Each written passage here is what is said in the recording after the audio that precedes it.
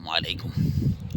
এখন সব কিছুই যদি নাও বিকে, সাধারণত এই বেগুনগুলা বেকার কথা ছিল।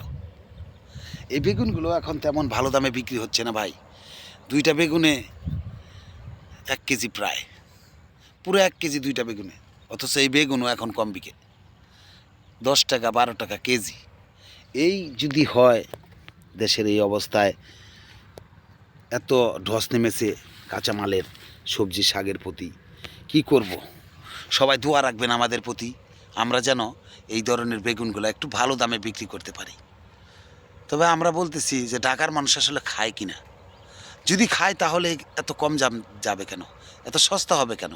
আরেকটু দাম হওয়ার কথা ছিল। কেজিতে যদি ৳২০ ৳২৫ পাওয়া যেত তাহলে আমরা নেহাল হয়ে যেতাম। এখন আমরা না বিকাতে বেহাল হয়ে গেলাম। ভালো থাকবেন, দোয়া করবেন। আসসালামু আলাইকুম ওয়া রাহমাতুল্লাহ।